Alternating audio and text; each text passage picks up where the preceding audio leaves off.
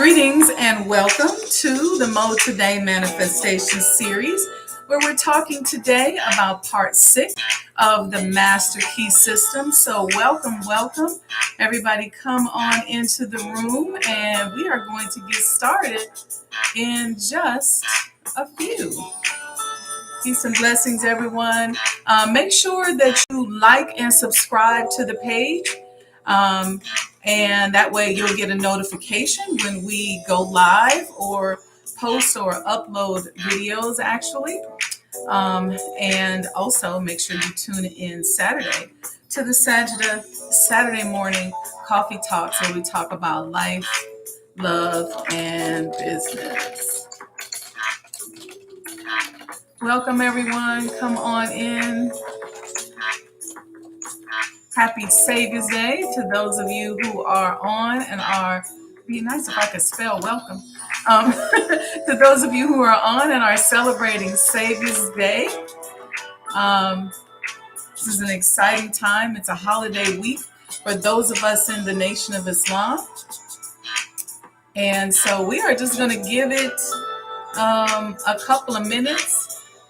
And we're going to get started very soon. It's only 6:56, so we got about 4 minutes before we get started. So listen, if you missed last week's series, last week's class, all you have to do is go right here on the Sajdah Wendy Muhammad YouTube channel. I'm just not together today, am I? There we go. Sajdah Wendy Muhammad YouTube channel, and you can binge on past episodes. There's also past episodes of the MOEToday series on Black Muslim businesses here on the channel. And then there's also the Sajdah Saturday morning coffee talks here on the channel as well. So hopefully you all have read part 6 of the Master Key System and you're ready to dive right in. I'm going to also put the website. A lot of you guys have been asking me. Hope you continue to support Sajdah House or the Elijah Muhammad House. You just have to go on here and you can purchase your commemorative Elijah coin or your commemorative Elijah coin pendant. Either one. Okay. So welcome. Come on in. Welcome. Assalamu alaikum. That is peace be unto you in Arabic for those of you who don't know.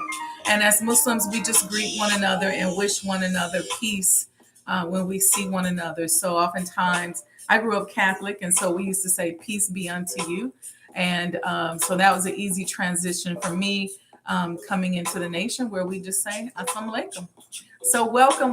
Make sure you like and subscribe to the page. Come on in. We're going to get started in about 2 minutes or so.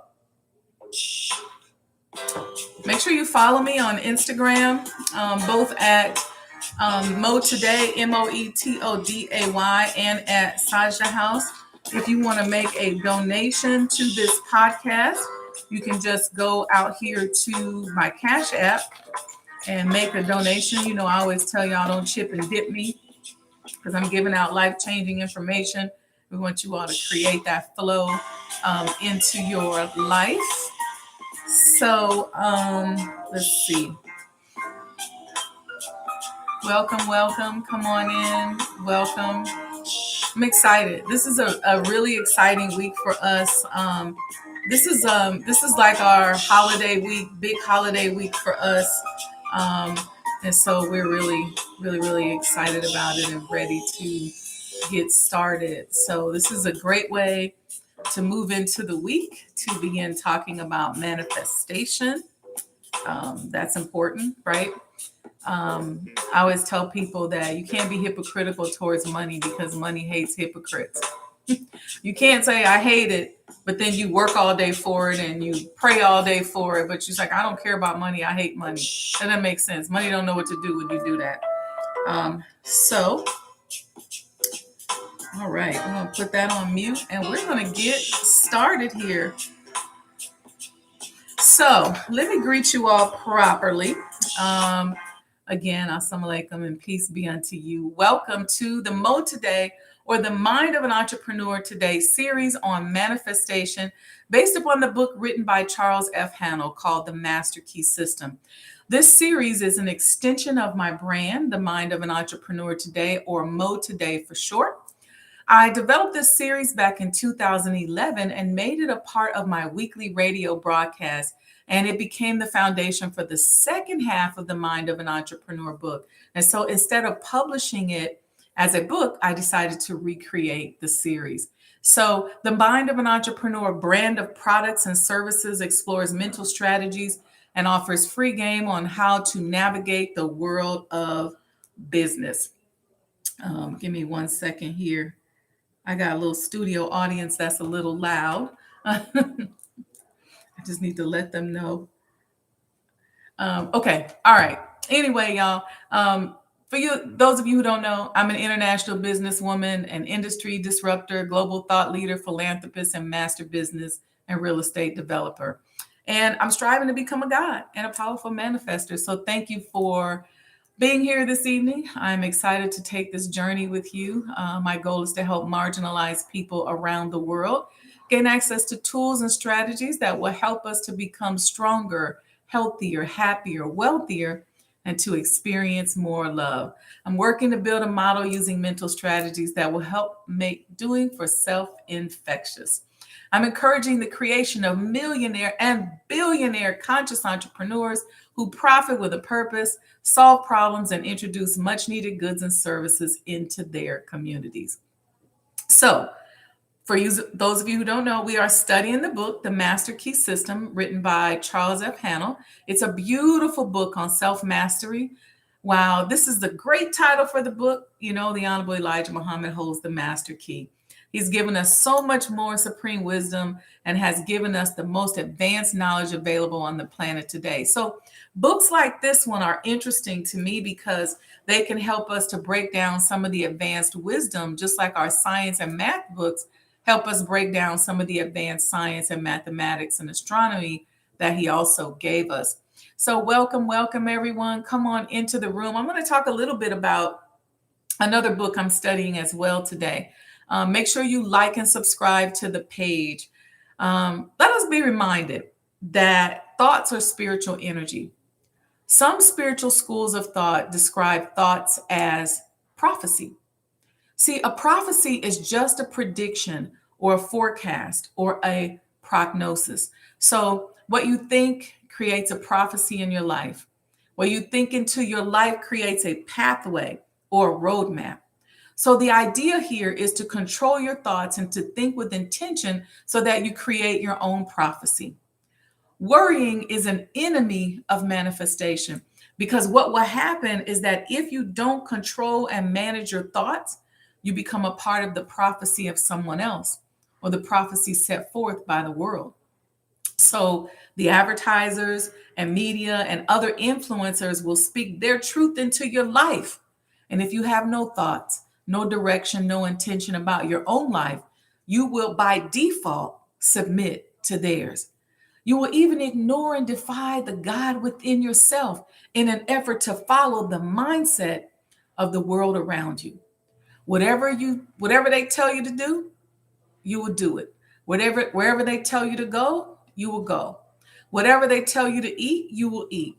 Remember that a prophecy is just a prediction or a forecast or a prognosis.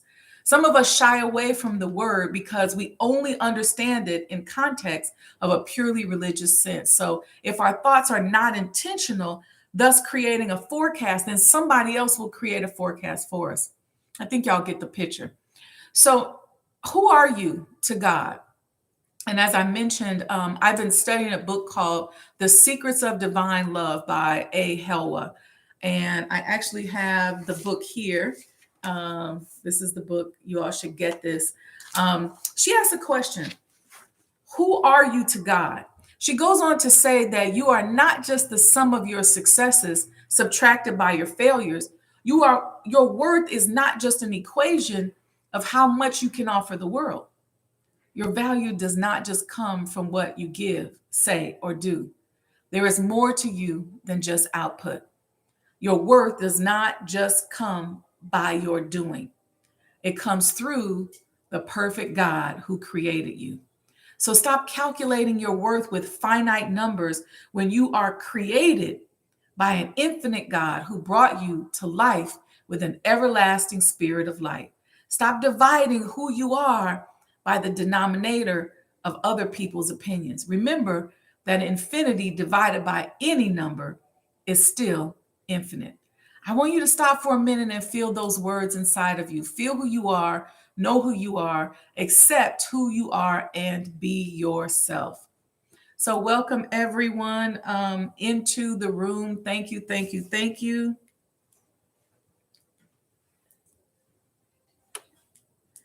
All right, so here's today's quote.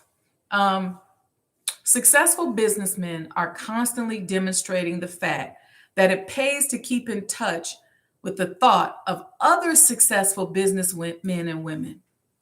A single idea may be worth millions of dollars, and these ideas can only come to those who are receptive, who are prepared to receive them, who are in a successful frame of mind. We've spoken numerous times about putting ourselves in the receptive mode and declaring out loud that we are in the receptive mode. So I want you all to say that to yourself right now. I am in receptive mode. This is something that I say to myself on a regular basis. I am in receptive mode because what I don't want to do is be in a mode where I'm constantly pushing back. So when things come to me, I'm so busy dividing and subtracting and saying, oh, I can't do that. I can't do this. I'm always accepting. Whatever comes this way, I just find a way to discern it. Having a strong circle of influence is very important. Having relationships that nourish and uplift you are very important. I believe that everyone should have a righteous person in their life that just spoils them. And not just with material things, but with words of encouragement, good energy, and accomplishments. I believe that is what a man should bring to a woman and what a woman should bring to a man in a relationship. It's what I'm searching for. So I try to embody that concept. Remember, we have to give what we're looking to receive. That people who are around you benefit from your energy and your love. I try to bring peace to those around me and not chaos and pain. I try to provide a safe space for people to be themselves without a worry of being outed or embarrassed. I won't waste my time if I'm not wanted in a situation. I go where I'm honored. And if I end up in a situation where I'm not honored, I know how to pull on the love and honor of Almighty God, Allah. See, that kind of love is healing and rich with manifestation. And that's how we should conduct ourselves when it comes to money. See, I don't spend my money behind bad energy. You all have heard me say this. If I walk into a store and you act like you don't want me there, you don't treat me right, you don't get my money. If you don't really like me, but you ask me to borrow money, or you acting shady or funny or mean, or you got a problem, you don't get my money, because my money, to the extent that I can, is paired with what is positive and loving. We read in part 6 this week that to be in tune with eternal truth, we must possess poise and harmony within. In order to receive intelligence, the receiver must be in tune with the transmitter. See, to have poise is to be balanced, graceful, and elegant. My goal is that everything I do, every interaction I have, is graceful and elegant. That's my goal. That is the intention that I set with my thought, which creates the prophecy that I walk into. To be harmonious is to be tuneful or in tune. I've spent many years as a business consultant and coach. I study and observe and quiet my mind so that I can be in tune with my client and what my client wants, or whomever I'm in relationship with. This way, I can be harmonious. And when there are cases where what I pick up on is not something that I want to be harmonious with, I'm grateful for that understanding. So I then understand how to move. So here, the author stated that in order to receive intelligence, the receiver must be in tune with the transmitter. What's a transmitter? A transmitter is one who transmits something, right? And to transmit is to cause something to pass on from one place or person to another. So in order to receive what someone is trying to pass on, you must be in tune with them. But what if someone is passing on something that you really don't want to be in tune with? Well, when we neglect to have our own thoughts in mind, we will tune in to what we don't want by default. And in order to tune into what we want, we must be vibrationally aligned with it. And to vibrationally align to what we want, we must first have the right thoughts. If we don't have the right thoughts and the right intentions, then every other thought that comes to us, whether it's from advertisers, from somebody, from a friend, we start to submit to it and we don't even know it. We don't even know it. We got some people acting crazy in the chat. Let's what we're gonna do. We're gonna remove them from the chat. All right, there we go. We get rid of them. All right, here we go. All right, y'all all right? Let me know in the chat if you guys are doing okay, if you can hear okay, and if you are doing okay.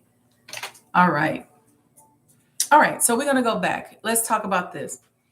This is why dissatisfaction and neglect can be so powerful, destructive to our vibration, but can also be the springboard for manifesting what we want.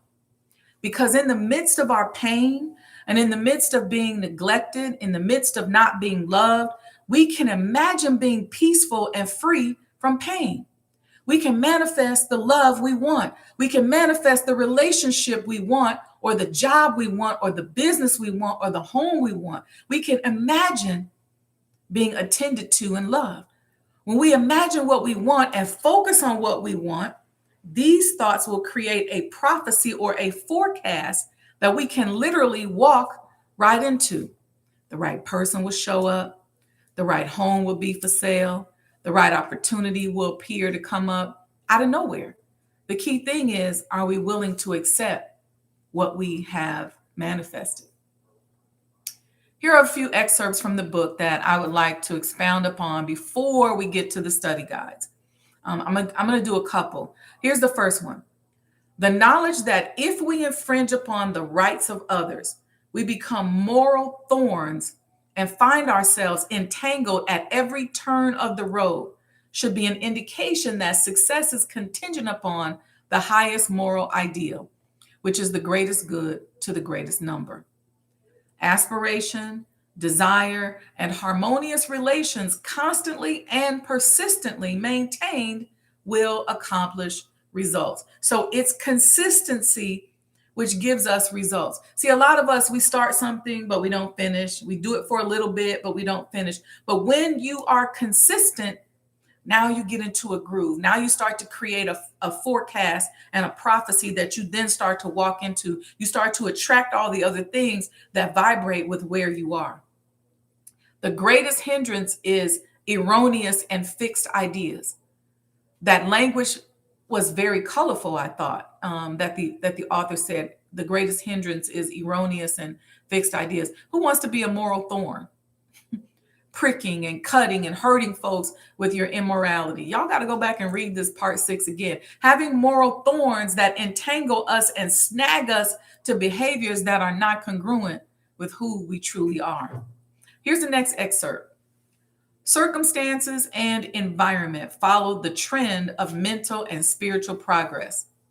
They find that growth follows knowledge, action follows inspiration, opportunity follows perception. Always the spiritual first, then the transformation into the infinite and illimitable possibilities of achievement. So spiritual first. Until our spiritual minds are changed, our circumstances and environment will not change. All right, so let's jump into these questions. Y'all okay? Say something in the chat. Somebody, Alita said, imagine and manifest. Elisha says, consistency gives us results. That's exactly right. Stay in a receptive mode and stay consistent. So we're going to start with the questions. Okay, number 51. What are some of the effects which can be produced by electricity? And then that's the question from the author. And the answer is heat, light, power, and music. So I'll read that again. What are some of the effects which can be produced by electricity? Some of the effects are heat, light, power, and music. Now, we spoke about electricity earlier, and this made me think about the great Louis Lasseter, who I was reading about in the Preservation magazine. Many of you know that I'm an urban historic preservationist. I'm the owner and renovator and preserver of the Elijah Muhammad House and a founding member of the Coalition of Black House Museums. I've been pushing the agenda of a cultural renaissance in our community where we purchase properties that are historical to underserved communities. Our history is made and icons are born on ordinary blocks in ordinary neighborhoods. And so this magazine, the Preservation magazine, highlighted Louis Lasseter, whose full history has been hidden for centuries. I want to read this little excerpt from the magazine about him. The magazine reads, on a residential street in Flushing, Queens, dense with mid-rise brick apartment buildings and a high school athletic field, a modest Queen Anne-style wood frame house nestled inside of a well-kept garden enclosed by a tall iron fence. The home's friendly yellow clapboard facade invites the curiosity of unfamiliar passerbys while locals move along without a glance. A plaque on a street corner signpost features the portrait of a bespectacled Black man dressed in Victorian-era clothes, alongside detailed mechanical drawings. The plaque's tight biography describes the man's importance as an American inventor and draftsman.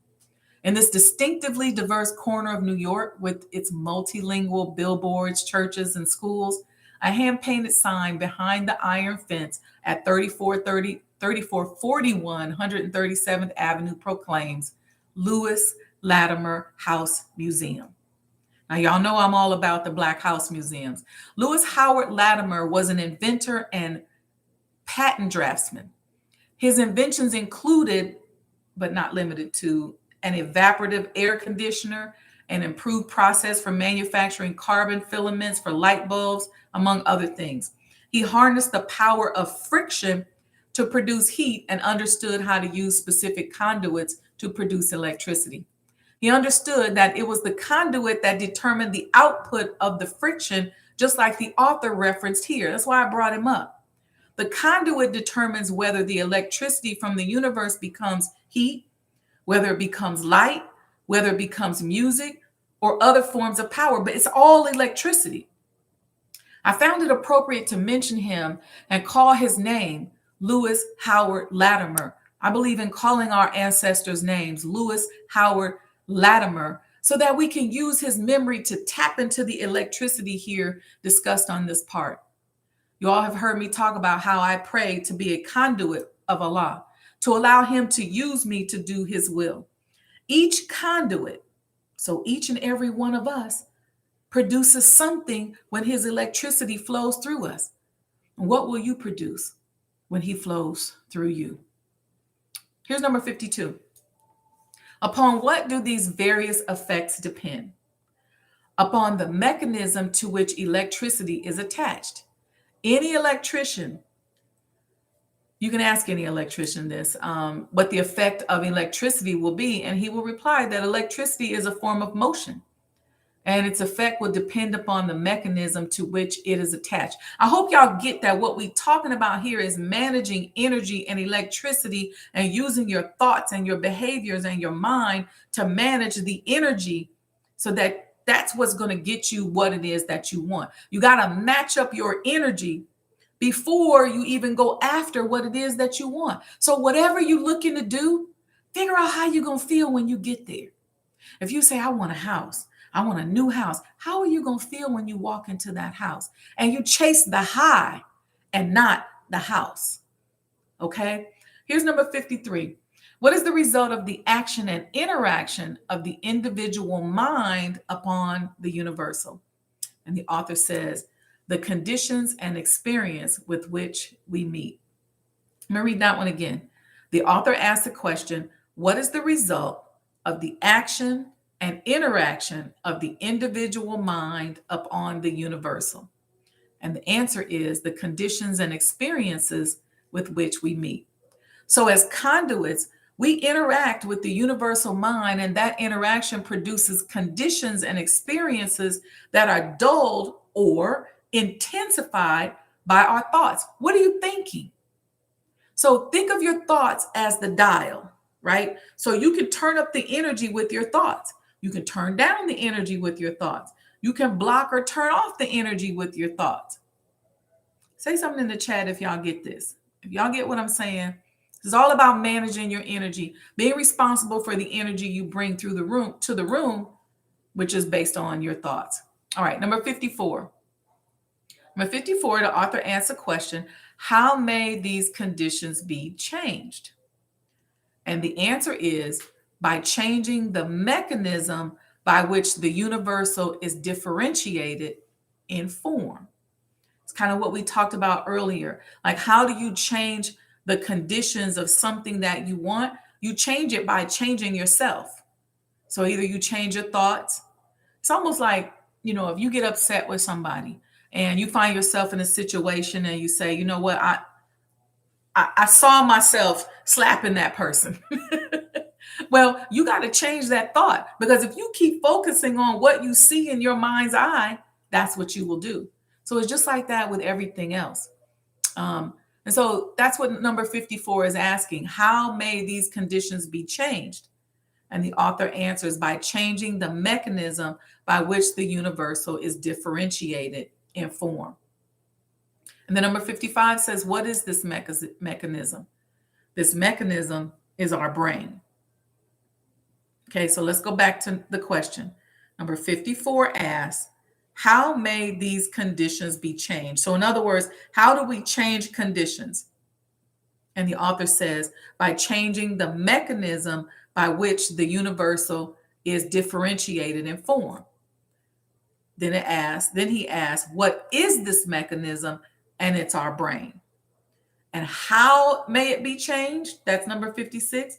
By the process we call thinking. Okay? Thoughts produce brain cells, and these cells respond to the corresponding thought in the universal. So I want you to think about that. Your thoughts produce brain cells, and they change the vibration of how your body is functioning. Here, let me give you an example. And I thought I should go into this. Let's say you have a dream, right? If you have a dream and you dream that you're being chased, and you going down the street, somebody start chasing you, your heart is beating fast, you're running, you might be sweating. When you wake up, you're almost hyperventilating, you might be out of breath, you might be drenched in sweat, but you ain't being chased. You laying in the bed. Where is all this happening? It's happening in your mind. Because your body doesn't know, your body, which is your subconscious mind, does not know the difference between what is really happening and what you're telling it is happening. Think about that. Think about that for a minute. So then let me go to number 57. The author says, of what value is the power of concentration?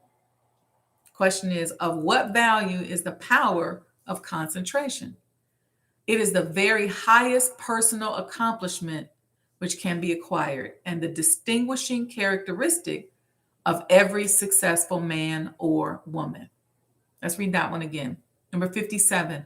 Of what value is the power of concentration? We just talked about concentration and focus and not being fly by night, being consistent. Concentration gives us consistency. So the author says, of what value is the power of concentration? And the answer is, it is the very highest personal accomplishment which can be acquired, and the distinguishing characteristic of every successful man or woman. That's powerful. Because did you know that so many people can't concentrate? Think about that. It becomes very difficult for some people to concentrate. See, we in a world today where many of us can barely concentrate or focus. We can barely concentrate or focus for a long-term period, let alone years, let alone doing the same thing so that we get some type of result out of it. We live in a world where we almost all have some form of ADHD or attention deficit disorder. We have to wonder why we are not successful, or How should we even be successful if we can't think straight? Think about that. We live in a world where we are so distracted that we can't put a concentrated thought or focus on just about anything. Concentration is so rare that people actually think you're weird or that something is wrong with you if you can concentrate on a particular subject for a long period of time. Like, oh, you still doing? I have people say to me, you still doing that? Oh, you still working on that? See, in order to achieve the supernatural, you got to not only get out over your skis, but you got to have stamina so that you can hang in there, because you're going to get tired. You're going to get sick and tired of people talking about you. You're going to get sick and tired of maybe not doing so well. You're going to get sick and tired of being sick and tired. Meanwhile, advertisers and media force you to focus on what they want you to focus on, because they bombard you with the stimuli, program after program, movie after movie, series after series, over and over and over again. What you focus on materializes. Think about that the next time someone is forcing you to concentrate on something for a long period of time. And I probably should get a definition. Concentration is the action or power of focusing one's attention or mental effort. These are prophecies that you walk into. What are you focusing on? What are you thinking of? If you sit here going, you know what, I ain't nothing. I don't like my weight. I don't like my face. I don't like this or that. You walking into whatever those thoughts are producing. You're prophesizing into your life and over yourself. You got to change that. If you're not sure what to think about, then guess what? Somebody else gonna find something for you to think about. All right, so y'all all right? I see somebody says something. I see Alita said yes. Mariam says, say that again. She said facts, especially in the age of social media.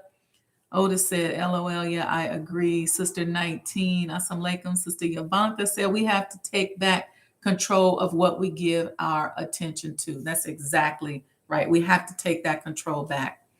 Let's go to number 58. How may it be acquired is what the author says. And the answer is by faithfully practicing the exercises in this system. And then number 59 says, why is this so important? And the answer is because it will enable us to control our thoughts. And since thoughts are causes, conditions must be effects. If we can control the cause, we can control the effect. You know what happens? We live in a world where they make us focus on the effect. That's the focus of it. This is happening, that is happening, but no one really takes the time to go back and say, well, what caused this? Okay, somebody gets murdered in the street. George Floyd gets killed. That's the effect. But what is the cause? You're trying to figure out how to make more money, how to accomplish something. I keep failing. I keep not doing it. I keep whatever. That's the effect. But what's the cause of it? And we have to go all the way back to the root. The cause is what's going on in our brain. And number 60 says, what is changing conditions and multiplying results in the objective world? And the answer is we are learning the basic methods of constructive thinking. So that's what this series is all about, learning the basic methods of constructive thinking. The basic methods of constructive thinking. If you're not intentional with your thoughts, then you will get seduced by the thoughts that are out here in the world. I like to use the example of advertising when you're watching television. Can somebody tell me why they got to make the cheeseburger as big as the whole television? You know, especially Arby's, they be like dun dun dun, and the daggone roast beef or whatever it is as big as whatever size TV. You got a 72-inch TV, it's a 72-inch roast beef. Next thing you know, you ain't even never had Arby's before, but you want some. This is the power of suggestion. But you know what? If we had in our mind, like, this is my meal planning, this is what I'm going to eat today, this is how I'm going to conduct myself, then that big old Arby's roast beef won't even affect you. You will go and get that big old Arby's roast beef, even if you're not even hungry, because, I mean, why wouldn't you? It just looks so big and juicy. You may not even like processed roast beef, but that's just what it is. So one of the practices that we use, how many people, tell me in the chat if you are practicing your stillness throughout the day. How many people are doing their meditation? So we said we would calibrate ourselves through prayer. And then after prayer, we spend a minimum of 15 minutes in stillness, whether depending on how you meditate. I first started meditating by counting my breath or concentrating on my breath. I used to count my breath. I count to 10 with the breathing and then start over. That kept me from having like flight of ideas while I was in the middle of my meditation. But how many people are practicing stillness? Because this is very, very important. If you're not practicing stillness, who said that? Sister 19 said, yes, ma'am. I've been practicing stillness and meditation. So, Sister Yovanka, how has your stillness and meditation practice benefited you? Sister Mariam says, and I am usually distracted during my meditation. Yeah, that's where you got to just keep practicing it. If you can try, and don't be hard on yourself, because some days it's easier than others. Sometimes you go periods where it's difficult. The key thing is not to beat yourself up. You can be honest with yourself, but you don't want failed attempts at anything to make you treat yourself badly. Just recognize it and just say, I need to get better at this. I'm going to get better at this. And then you just keep moving. Because if you don't love yourself and take care of yourself, nobody else will. So Alita said, yes, I do it after prayer and once more during the day. Otis Watchman says, I'm not here for the stillness, but I need to be. LOL. Yes, you need to be, Brother Otis. You gotta stop and sit still for a minute. You gotta allow yourself to recalibrate. Because here's what happened. Let me explain this before we finish up. And we're going to finish early today because I know everybody's busy with Savior's Day week. So we're not going to hang out too long. But let me explain something. When you're constantly in fight or flight, because that's really what's happening. We live in a world right now where the media is selling crisis. So the media is telling you there's a crisis here, there's a crisis there, and it's selling crisis to you. So when it's selling you crisis, you're buying the crisis. And so it's making a response, not only a behavioral response, but a bodily subconscious response. So when you think that everything in the world is going on around you is chaotic and there's crisis, you tend to go into fight or flight. Fight or flight is not a state that you're meant to live in on a chronic basis. Okay. It should be to help you get out of danger, to let you run from a lion or a dog that's chasing you or something. But what happens to you physically when you go into fight or flight? Well, the blood starts to increase. So the pressure in your body is going to go higher. Your blood is going to go away from your organs. So basically your body is saying, hey, Mr. Kidney, I'm going to leave you for a few minutes because I got to go send blood to these legs so we can run and get up out of here. Or we can jump and get up out of here. But guess what? When you live like that on a chronic basis, day in and day out, you're always in fight or flight, then what are you doing? You're depriving nourishment to your organs, your heart, your kidney, your spleen, your liver. This is why people go into kidney failure and liver failure, because they're always in fear. They're always in fight or flight. So their body never resets and never recalibrates. This is one of the reasons why prayer and meditation is so important. You got to allow your nervous system to reset itself, recalibrate. Remember, you got to look at this as a conduit for energy.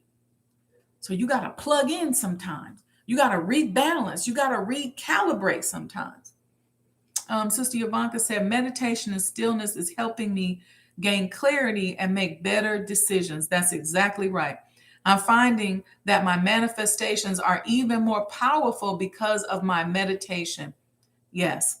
I'm taking back my mind. That's right. Take back charge of your mind. Your mind is your tool that God gave you to tune in and connect to Him.